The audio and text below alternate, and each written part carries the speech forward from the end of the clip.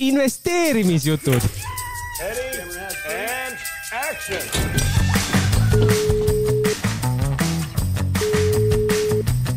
Halloo, Pürs kuuleb. Tere, head investeerimisuulised. Te kuulate Eesti kõige praktilisemat investeerimisalast podcasti Investeerimisjutud. Minu nimi on Tarmo Taninas, nagu ikka, minu vastas hea sõber ja kolleeg Meelis Maasik. Tere, Meelis! Ja tere, Tarmo, ja tere kõik kuulad! Vaatan kuupäeva ka, siin tuleb vaadata, sündmused muutuvad nii kiiresti, et 14. aprill. Aga kas oled nõus, Meelis, minuga, et oli üks viimaste, ma isegi kui kaugem pean minema, 10 aastat kindlasti kõige pöörasem nädal aktsiaturgudel? Absoluutselt selline brutaalne volatiilsus, et sellist ei ole vähemalt 5 aastat näinud ja kui vaadata siin üldse nagu ajalukku, et siin tõesti tehti ikkagist rekordeid sellise volatiilsusega, aga kuidagi see eelmine nädal tundus nagu nii pikk ja eks on nagu mitu korda igal pool juba kommentaare ja rääkimas käidud ka, et kui me nädal aega tagasi seda saadet tegime, tegelikult siis oli ikkagist turgudel väga närviline. No panime saate pealkirjaks ju Black Monday. Ja miks Black Monday on ja siis kui ma tööle jõudsin, oli taksifutuur on ju 10% allpool ja kogu Aasia seal suhtes Hiinaga oli seal mingi 13% allpool, et oli siuke maailma lõpu tunne küll natuke on ju ja kohati nagu ega me võib-olla ei olnudki väga kaugel sellisest Lehman Banki siukesest kollapsi momendist, et kohe on nagu midagi katki minemas, et kui turud ikkagist nagu 2-3 päeva järjest sul kukuvad nagu 5-6% ja siis juba hommikul taksifutuur -10, see on ikkagist siuke totaalne varade hinnasula on ja nagu ikka, et kui paanika on nagu maksimum nii-öelda momendis, et siis VIX oli seal, käis 60 on ju ja kui USA õhtul avanes, siis me nägime jälle ega kedagi muud kui Bill Ackman oli stuudios on ju, et kus ta siin ka nagu kurtis, et kui halb seis on ja ilmselt Trump võiks teha nagu siukse 90-päevase tariifide pausi, mis muidugi pani tol õhtul turud nagu hästi korraks põrkesse, seal Nasdaq liikus siin nagu mõne minutiga siuke 5-6% päevasiseselt, isegi rohkem nagu ja see rahaliselt, see tähendab mitu triljonit dollarit on ju, aga see uudis osutus valeks kuidagi ja see kinnitust ei tulnud ja siis turg müüdi tegelikult uuesti ära. Ja kuniks siis tegelikult millal see Trump enda uudisega välja tuli, et kolmapäeval, et reaalselt need tariifid nagu lükataksegi edasi. Välja arvatud Hiina on ju. Välja arvatud Hiina, aga see 10% jäi nagu ikkagis kehtima, et ühesõnaga selle turg võttis nagu üli positiivselt vastu ja kolmapäeval siis ma ei ole siukesi liikumisi ka näinud, et kus Nasdaq lõpetab päeva 12% üleval. Ja SP500 peaaegu 10 on ju. Jah, ja kui see Trumpi uudis nii-öelda välja tuli, siis sisuliselt tõesti 10 minutiga liikus turg 4 triljoni dollari võrra ja ma vaatasin ka sellised liikumised, millal need sellises amplituudis nagu eelnevad liikumised on olnud, siis see kolmapäevane liikumine oli ajaloos number 2 suurim liikumine Nasdaqile üldse ja mis oli number 1, siis me peame tagasi minema aastasse, ütleme 25 aastat tagasi sinna .com-i mulliaega ja toona oli ka Nasdaqil üks tugevaid päevi, 3. jaanuar 2001, aga me peame siiski arvestama. Aasta algas suure liikumisega. Jah, aasta algas suure liikumisega, aga peab ka nagu meenutama, et selleks hetkeks oli Nasdaq juba 55% kukkunud, et see oli nagu siuke väga tugev karuturu põrge nii-öelda ja muidugi peale seda Nasdaq ikka jätkas kukkumist. Aga üldiselt on nii, et kui sa vaatad siukest 25 kõige paremat tõusupäeva, siis paraku on nii, et 22 tükki nendest on kõik toimunud karuturgudel ja nendest 25 kõige paremast tõusupäevadest siis on toimunud selle .com-i mulli ajal siis, millal see langustrend oli seal, sisuliselt aktsiaturgude kollaps on ju, siis teised siuksed hästi suured liikumised on olnud on ju 2008, 2009 seal ma mäletan ise, kus tõusti 2 päeva SP500 tõusis 10% või rohkem päevaga, aga ka kukkus 4 päeva rohkem kui 10%, et see oli täitsa hullumaa. Ja lisaks on ju COVID ajale ja siis samasugused liikumised ja üks siuke väga tugev põrkepäev oli siis ka Black Monday seal 1987, et paraku jah, kuidas soovid neid on ju nimetada, et ka languvatel turgudel esinevad siuksed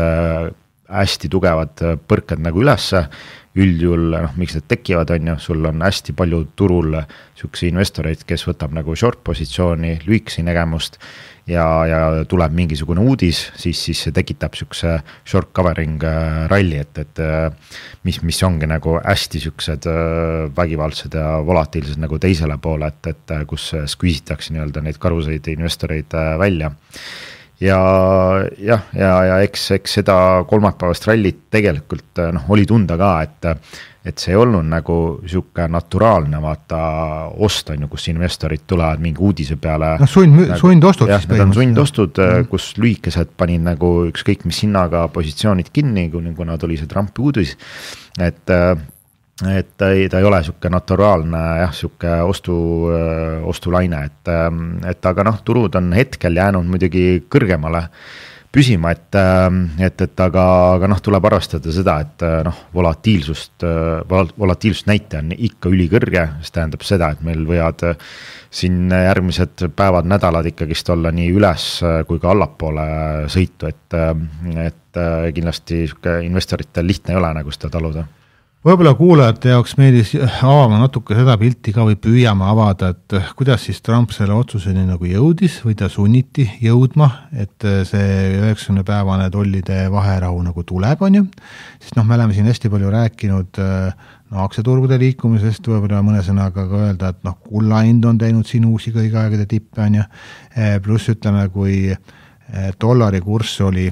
enne eelmist nädalat ka peaaegu seal 5% või natuke isegi rohkem euro vastu nõrgenenud selle aasta algusest, siis möödunud nädalaga dollar nõrgenes veel euro vastu 3,3% ja kui ma nüüd isegi 3,6% ja kui ma nüüd täna hommikul vaatasin, siis aasta algusest põhimõtteliselt dollar on euro vastu 10% odavam. Aga millest me veel ei ole rääkinud, võlakirjaturul olid ikka ka väga anomaalsed liikumised. Ja tõesti, et üldjuhul on kuidagi sellised on, et võlakirjad pakuvad nagu turgude turbulentsi eest nii-öelda kaitset, et kui nii-öelda aktsiad kukuvad, siis paraku investorid jooksevad võlakirju ostma, et ja see tähendab võlakirja hinnad nagu lähevad ülespoole, yieldid kukuvad allapoole. Aga mis seekord juhtus, läks nagu teistpidi, et sisuliselt kukkusid korraga nii aktsiad, kukkusid korraga võlakirjad ja kukkus korraga ka dollar. Et selliseid asju on ajalooliselt küll juhtunud, aga neid juhtub nagu väga harva. Ja kui sa vaatad nüüd, mis siuksed pikaajalised võlakirjad tegid, siis sinna nädalaga kadus seal, ma ei tea, mingi 7-8 kuni 10% nende väärtusest, et siuke liikumine nagu oli. Ja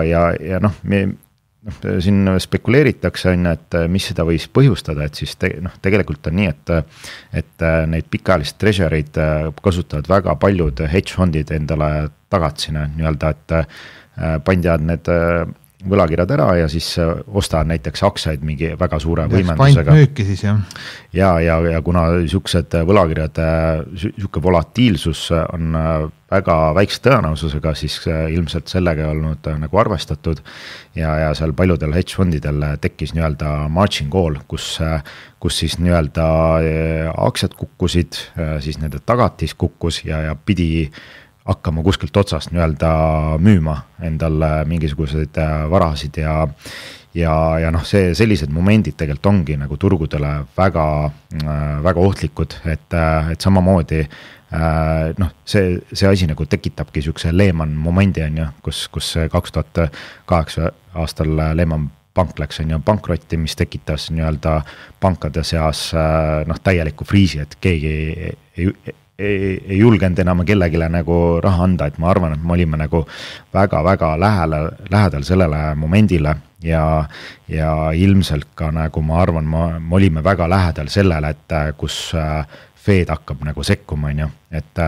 ja see, ütleme nii, et kui see Fed oleks sekkunud ja nad tegelikult, ma isegi nägin uudistes pealkirja, et nad andsid nagu nõusoleku valmiduse. See sama JP Morgani juht on ju, Taimon ka ütles, et tema ootab juba Fedi sekkumist, asi oli ju päris kriitiline. Jah, seepärast näha oli, et ikkagi võlakirjaturul on esimesed sellised suured mõrad sees, kus yieldid nagu lendasid lakke, kuigi oleks pidanud vastupidi minema ja kui nüüd Fed oleks sekkunud, siis tegelikult kuidas Fed sekkub, hakkabki nii-öelda neid pikaajalisi võlakirju ostma, mis tähendaks seda, et otsene rahatrükk on jälle käima läinud et see kindlasti oleks nagu aktsiaturgudele mingit pinget nagu maha võtnud, et jah, siuke väga huvitav siuke kokkusattumine. Sa rääkisid nendest hedgefondidest on ju, mis oli üks põhjus, siin on erinevaid spekulatsioone veel, et kui me nüüd mõtleme, kes on riikidest Ameerika suurimad võlausaldajad, siis on need samad Hiina ja Jaapan näiteks, kellele pandi ka mehised tollid peale. Hiina on kategooriliselt öelnud, et tema nagu ei müünud neid võlakirju, me kunagi ei saa teada seda, aga Jaapan arvatakse nagu müüs, võib-olla siin triljoni ulatuses isegi, ja miks see nagu ajastus ja ütleme, Trumpi meelsus, ma arvan, nagu muutus oli see, et talle kanti kindlasti reaalajas ette, et USA-l on lähiajal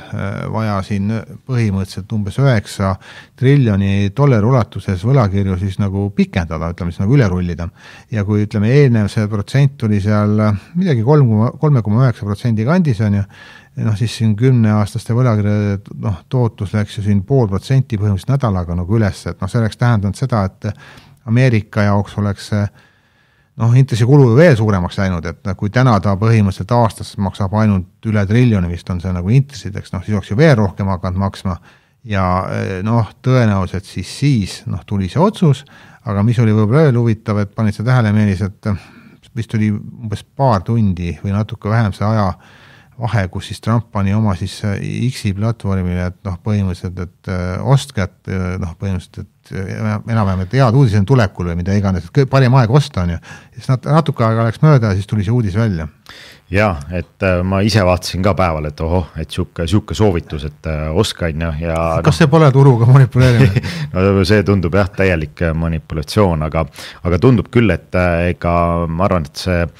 Trumpi selline esialgne plaan nii-öelda läks vett vedama. Ma arvan, et Trump nägi enda silmis ette selliselt, et vaata, kui nad selle tariifide plaaniga üldse tulid, siis nad andsid teada peale turu lõppu on ju, et me tuleme nüüd selliste tariifidega välja, mille peale turg läkski vaba languesse, siis nad panustasidki sellele, et kuna aktsiad kukuvad, siis kogu see raha põgeneb nii-öelda võlakirjadesse ja kui võlakirjad lähevad üles, siis yieldid nagu kukuvad. Ja mida muidugi ei juhtunud, juhtus see, et aktsia yieldid hoopis läks tõusule, et ühesõnaga riskid hoopis kasvasid ja ma arvan, et pigem Trumpi otsus see, et nüüd neid tariife nii-öelda panna pausile 90 päevaks, et see ei tulnud tegelikult temale sellise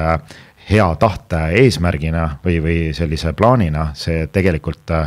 ma arvan, et võlakirja turg pani selle asja paika ja Trumpi meeskond pidi tegema mingisuguse käigu, seepärast muidu oleks ikkagi see Lehman moment väga lähedal olnud. Jaa, ütleme siin, ma ei tea mitu korda, siis tõesti tuligi see teade, et põhimõtteliselt enamikule riikidele tõesti tuleb siin 90-päevane nagu vaherahu periood, tuletame meelde, et ega siis tollid nulli ei pandud, on ju, et läks nagu 10% jäi ikkagi, aga varem oli siis paljudel riikidel seal 20% ja Vietnamil vist isegi 50 peaaegu, aga Hiinale jäeti siis nagu samaks ja suurendati isegi 45% peale. Mitu korda suurendati, 2 korda vist ja lõpuks jõuti siis 145% peale, noh, mille peale siis Hiina loomulikult pani oma vastukäigud ja kui Hiina siis jõudis lõpuks 125% peale, siis mainiti, et noh, et see on nüüd nemad rohkem ei tõsta, et aitab küll, et nagunii on need juba ebanormaalselt kõrged, et mingit majanduslikku loogikat siin ei ole ja pigem siis kutsusid noh, ütleme siis ameeriklasi nagu läbirääkimiste laua taha, aga ega Hiina ka ei lase endale nagu pähe astuda, et noh, põhimõtteliselt noh, nüüd on, kes teeb esimese sammu, on ju, et noh, Trump siin mina nägin nädalavahetusega mainis, et oleme teinud edu sammu hiinlastega, et oleme kokkuleppele lähenemas, ma ei tea, jälle selline müra võib-olla hästi palju, kui nüüd ütleme, tõusti ju hästi palju selle jutu peale, et noh, tulevad nagu läbirääkimised, noh, ma ei tea, kuidas sulle meeles tundub, et noh, 3 kuud nüüd võtuke võib-olla volatiilsus on ikka keskmisest suurem, aga võib-olla ta ei ole enam nii äärmuslik ja noh, me võivad siin mingid põrked tulla turule, et kellel on siis võib-olla klientidest või investoritest liiga palju raha USA-s, siis võib-olla jõuab veel nagu vähendada, kui soov on ja aga mis saab siis edasi, mis saab peale seda 90 päeva ja mis saab siis nagu Hiina ja USA puhul, et noh, ma ei tea, kui tuleks nüüd tõesti noh, mingi selline mõistlik kokkulepe, no see võib ju tähendada täiendavat meeletut rallit.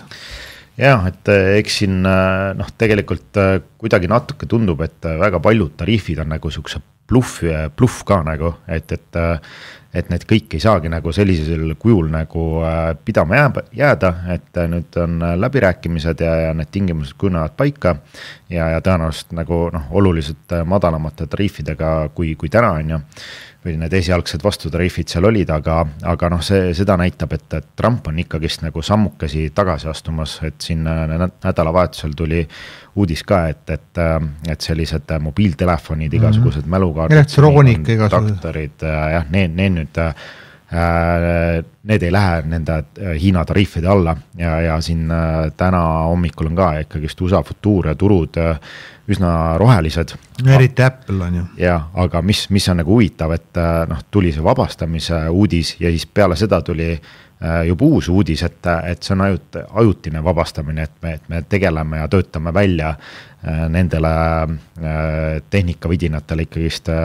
tollid jah, et noh, kohati ongi, sa vaatad, kuidas nende tollide ja tariifidega nagu lahmitakse, küll saavad pingviinid tollid kaela, siis mingil Hiina 145%, et noh, kohati nagu vaatadki, et kas siit saab nagu enam hullemaks minna, noh pigem ma arvan, et nagu tollide mõttes vist ei saa, et see natuke 145 on nagu liiga palju. Kui kunagi lennukitega rünnati ju USA pilvelõhkujad ja oli palju terroriakte, siis oli ka, tundus täiesti võimatu, kuidas see võimalik saab olla. Aga järgmised terroriaktid turgudel enam nii palju nagu üllatust ei pakkunud, on ju. Et noh, nüüd eks ollakse natuke nagu Trumpiga nagu harjutud, aga ikkagi nad võib ju üllatada, need on lubanud siin farmaatsiasektori võib-olla panna, et Euroopa farmaatsiasektorile tollid on ju. Ja see kõik on nüüd viinud sinna, et Michigani ülikooli selline tarbija usaldusindeks on ju, see tuli välja ja see on nüüd viimase 3 aasta siis kõige madalamal tasemel on ju, et tarbija muutub järjest nõrgemaks, pluss värske uudis tuli ka ameeriklaste siis säästuvõime kohta, et kui koroona ajal neil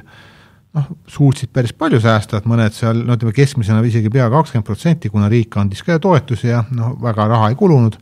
siis nüüd selline keskmine säästumäär Ameerika verel on siis 3,7% palgast, et nii madal ta pole nagu ammu aega olnud ja mis on selle asja puhul halb, et tavaliselt kui need säästumäärad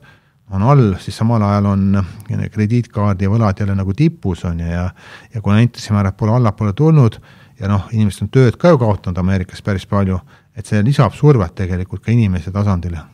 Ei kindlasti, et tõesti vaadates neid tarbija sentimenti ja investorite sentimenti ja nii-öelda palju need majanduslanguse hirmud nii-öelda on kasvanud, et see midagi head ei tähenda, et need täpselt samadel levelitel on alati olnud nagu väga suurte kriiside ajal nii-öelda need küsimustikud ja täna me olemegi seal on ju ja ütleme kõik need tariifid, need ikkagist tõmbavad tarneahelale ikka korraliku, ütleme, kõik läheb väga segaseks, ma just siin nädalavahetusel vaatasin nagu sükast USA väikeettevõtjad, kes seal kommenteeris olukord, et noh, ta oli tellinud ka kuskilt Hiinast nii-öelda mingisugust kaupa, mingi 340 000 dollari eest ja siis vahepeal tulid tariifid peale ja siis sellest 30 000 järsku sul saab mingi 70 000, mis sa pead nagu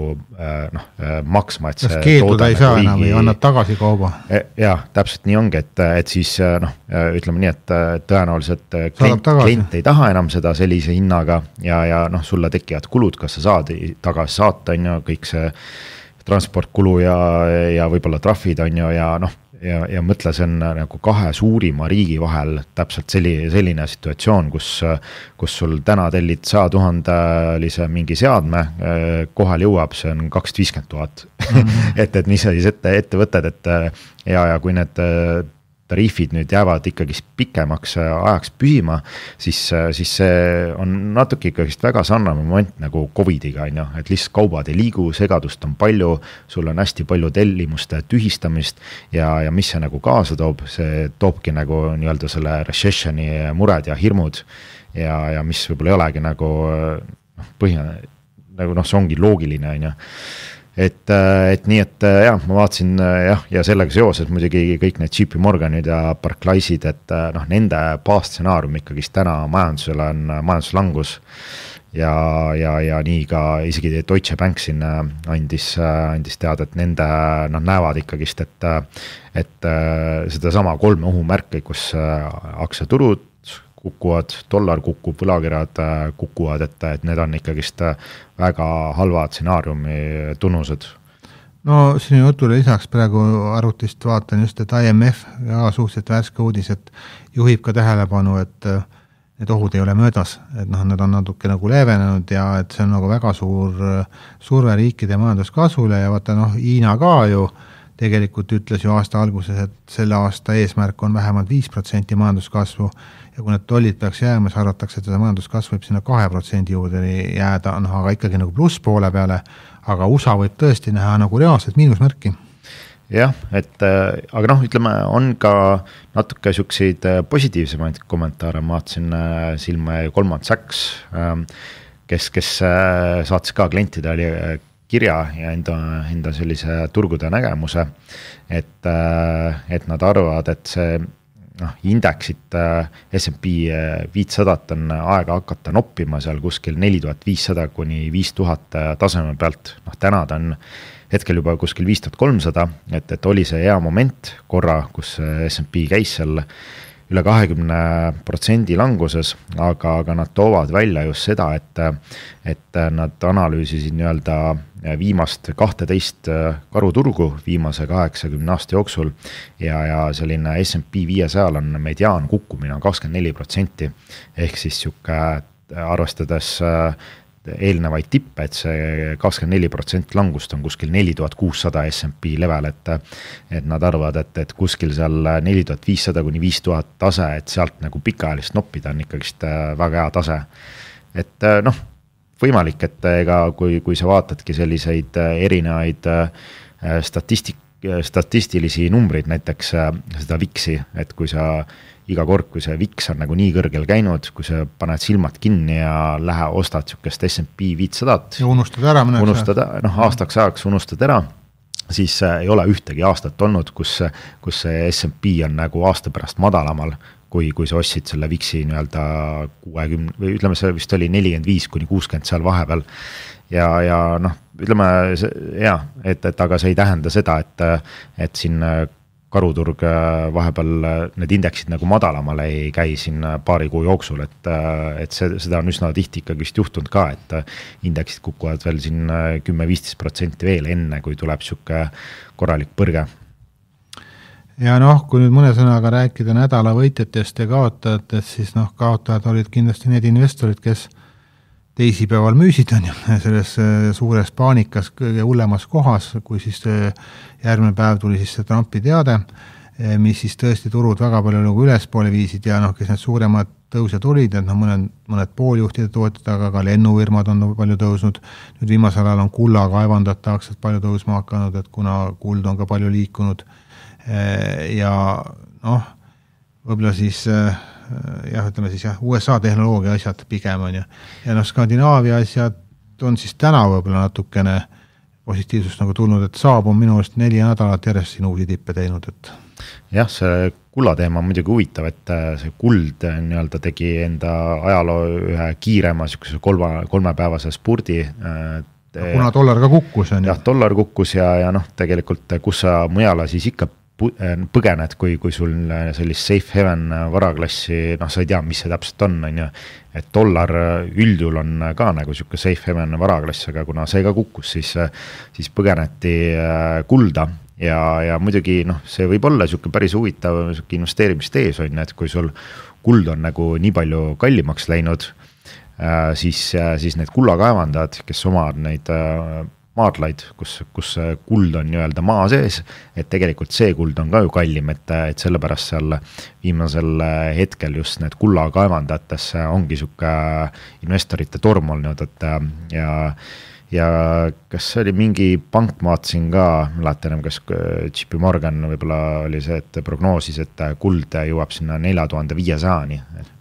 Mina nägin UBS-i, nii kõrge ei olnud, aga oli ka sinna 4000 lähedale, jah. Ja, et see on nagu siuke korraliku kulla ostupaanika kaasa toonud, et jah, see näitab, et kui noh, millises olukorras me täna oleme, et see on ikkagist väga äärmuslik olukord ja mul jäi silma ka nagu siuke ajaloolised siuksed võlakirja liikumised, sorry, ma hüppan korra teise teemasse, et mis on nagu ikkagist oluline mainida, et näiteks 10-aastane USA võlakirja volatiilsus, et nädala volatiilsus, et see, mis siin nagu eelmine nädal toimus, sama palju nagu see yield liikus viimati 9/11, ühesõnaga seal 2000 aasta alguses, kui oli see .com recession ja enne seda veel käis korra samal levelil, kui oli see Venemaa kollaps ja long-term capital management'i nii-öelda kukkumine, et jah, see on, noh, me oleme ikkagist täna täiesti äärmuslikes oludes on ju, et mida ajalooliselt on nagu nii harva nagu ju juhtunud. Läheme vaatame natukene ka siis suure Peetri tegemise ja väikse Peetri tegemise, et noh, sellest saab siis korra kuus konkreetsemalt lugeda kõikidest tehingutest aadressil blog.swedbank.ee, aga siis sellised nagu märksõnad, et nagu me eelmine esmaspäev siis Black Monday'l Meelis sinuga rääkisime, et kui turul on ikkagi nagu lauspaanika, siis suur Peeter üritab olla ostupoolel ja me ostsime siis enda sellise lühiajalise võlakirja arvelt ju 100 000 eest nii SP500 indeksit, Nasdaqi indeksit kui ka siis Saksamaa DAX indeksit, ostsime Saksamaa kaudu eurodest noteeritud, me ei pidanud nagu konverteerima ka ja noh, ütleme, et dollaritest need tõusud on muidugi veel suuremad olnud, aga kuna siis dollar on euro vastu nõrgenenud, siis kui nüüd tänase päeva seisuga vaatan, siis Nasdaq on siin 8,6% plussis, SP500 6 eurodes ja DAX siis, no ütleme siin pea 7% plussis. Ehk võib vist öelda Meelis, et lühiajaliselt oli päris hea ostukoht ja tore, et me ossimegi. Jah, et eks oli tunda ka, et turg on sellise kapitulatsiooni faasis ja kasutasime natuke sükest paanika hetke ära, et hetkel on nagu ilusti läinud, et samas noh, me ütlen pigem seda, et me ei ole nii-öelda sellest metsast veel väljas, et midagi liiga palju selgemaks siin ikkagist läinud ei ole, ja noh, pigem ma arvan, et eks siin tulebki siuke põrge, natuke olukord rahuneb, volatiilsus tuleb madalamale ja eks me siis vaatame, et kui võib-olla see turu taastumine läheb liiga eufooriliseks, siis on mõistlik jälle natuke seal ütleme neid indekseid osakaalu võib-olla vähendada isegi. Ja et kuna nende indeksitega läheks nagu hästi, siis me otsustasimegi niimoodi, kuna maailmas on ikkagi ajad on piisavalt närvilised, et tahaks hoida oma portfelli võimalikult turvalisena olukorras, kui peaks minema hullemaks. Ja siis, mis me siis tegime, suure Peetri portfellis meil algusest peale on olnud, me mõtlesime, et me ostame seda nii-öelda nagu 2-toalise korterina, kus siis nagu intressid tulevad nagu allapoole, hind läheb nagu üles ja saame jooksvat rahavoogu ja aga no pagan ei töötanud nagu päris välja, nii nagu me tahtsime, et kui me nüüd kursiga müüsime nüüd selle ära, panime lühiajalisse võlakirja ümber, kursiga saime isegi natuke nagu miinust, aga ütleme, kui ma panen sinna juurde selle intressi, mis me siis olime 1,5 aasta jooksul kogunud, siis oli summa summarum nullis, et ei töötanud see idee välja, aga otseselt siis nagu kahju ei saanud, et pigem hoiame siis lühiajalises võlas, ja seal on meil täna siis 20% nagu kogu portfellist ootamas paremad aegu. Ja teine asi, et mis me siis tegime, siis et nõrgemad positsioonid panime kinni nagu see Block ja Fiver ja seal miinused protsendised olid päris suured, et seal 25-35% rahaliselt mitte nii väga, et positsioonid ei olnud väga suured. Ja mis meil veel ju silma jäi, et kuna kõik kukkus ja naftahind ka kukkus, ja ütleme, Buffett on ostnud seda Occidental Petroleumit, mille hind on ju väga palju kukkunud ja meie portfellis oli see Enbridge, mis oli nagu üllatavalt stabiilne ja igaks juhuks me siis panime selle positsiooni ka päris korralikult nüüd kasumiga nagu kinni, et kaitsta natukene siis seda portfelli seisu ja ma natuke ostsin ju tegelikult Wiserit juurde, et Meelis arvas, et võib-olla pole väga hea idee, et mina ikkagi ostsin natukene, et kuna siin dividendi määr on siin 7,5 kuskil juba ja aktsia on ikkagi siin väga põhjas on ja, et koroona ajal oli $60, ostsime siin 21-ga praegu juurde, et lasta siis natukene võib-olla nagu olla, aga ta on päris turvaline täna ja siis tõesti, ma arvan, meile pole kuhugi kiiret, et tahaks nüüd näha natukene sellist rahunemist, et kuhu suunda see turg nagu läheb ja olla siis valmis olukordadeks, kõik ei lähe võib-olla nii hästi, kui me tahaks ja et meil oleks siis ka need ettevõtted sees, mille bilanss on võimalikult tugev. Jah, et mul endal võib-olla isiklikult kõige rohkem kahju on ikkagi sellest pikaajalisest võlast, on ju. Et sealt pidime välja minema, et see tundus selline mõnus strateegiline pett, aga kuna Trump tuli ja keeras kõik pekki ja võlakirjaturgudel on sellised mõrad on sees, kus ajalooliselt see midagi head ei ole tähendanud, et segadust on palju, et siis me lihtsalt võtame seda riski maha, seepärast täna jälle muuseas ongi see bear steepening, see efekt on jälle turgudel, et kus need lühiajalised intressid kiirenevad rohkem kui lühiajalised, et lihtsalt igaks juhuks riske maha võtta, et see ei ole nagu turgudel selline igapäevane nähtus ja me ei tea veel, mis nende tariifidest ja tariifisõjas saab, et võimalik, et siin täna on ka ikkagist näha, et see pikaajaline võlakirja yield on veel ülespoole roninud ja ma ei välista, et see ronibki sinnamaani ülespoole, et Trump on midagi nagu katki teinud, on ju,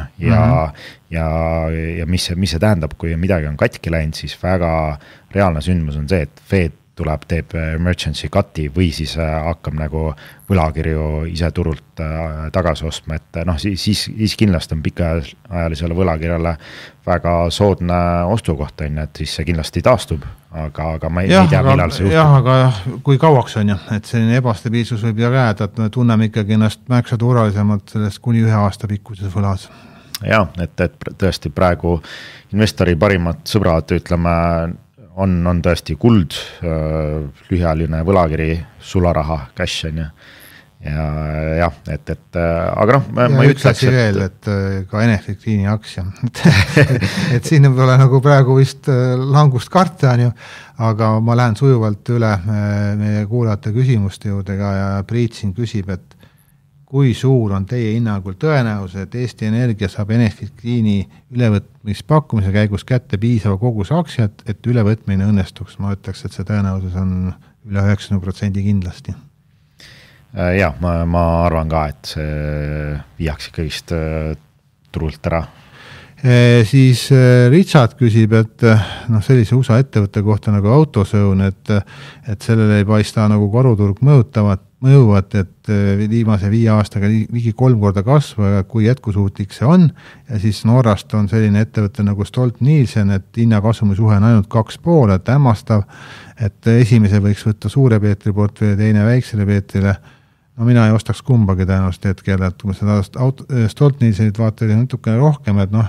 lihtsalt see B on nagu tagavaatepeegel täna, et kui kasum jääks selliseks nagu ta on, siis tõesti, aga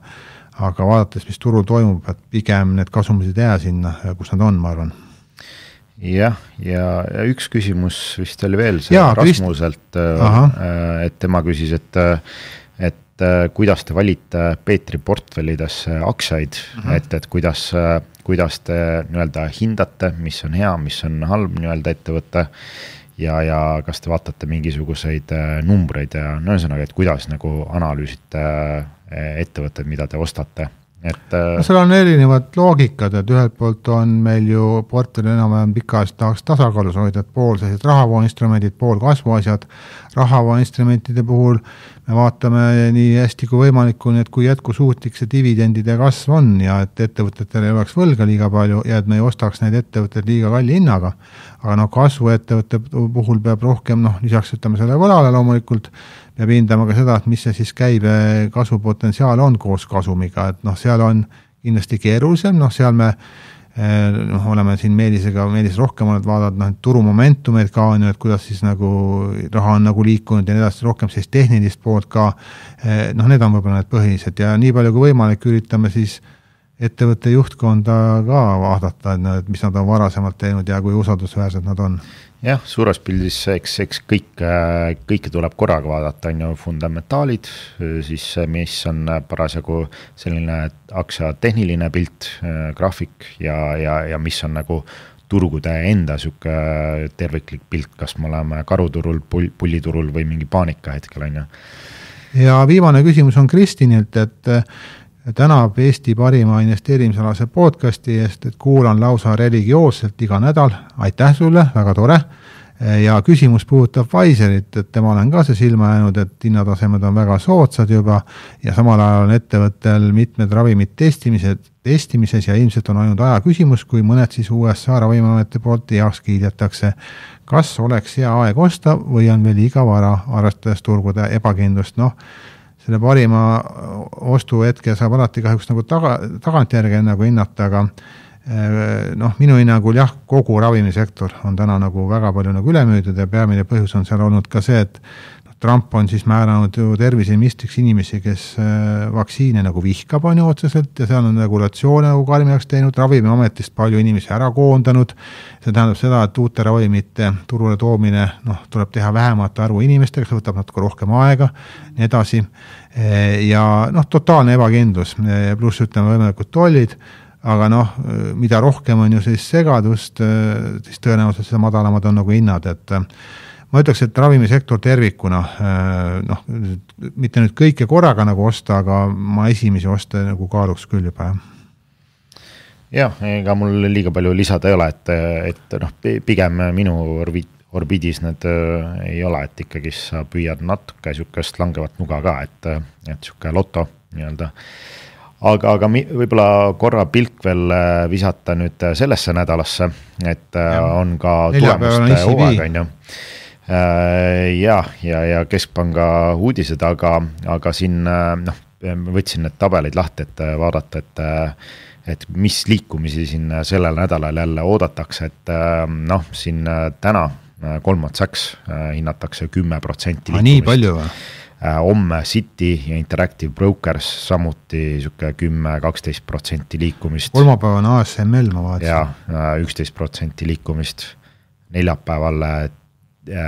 TSMC ja Taiwan Semiconductor ja isegi Netflixile 10% liikumist. Netflixist ma saan nagu aru, aga Goldman Sachsile 10 on ikkagi päris palju, see näitab seda turgude nagu närvilisust. Jah, see näitab lihtsalt seda, et see VIX indeks on ikkagist nii üleval veel, volatiilsus on ülisuur, et jah, ma soovin kõigile õnne nende üksikaktsiate valimisel, et kuna ikkagist täna fundamentaalid väga ei loe, täna on puhas emotsioon turgudel ja see võib olla nii üles kui ka alla, et täna on ikkagist aktsiate valimine loto kohati. Ja kuna volatiilsus on nii suur, siis optsioone osta on ka ju hästi kallis, aga kes optsioone müüb, nendel võib olla päris hea suur preemia jälle.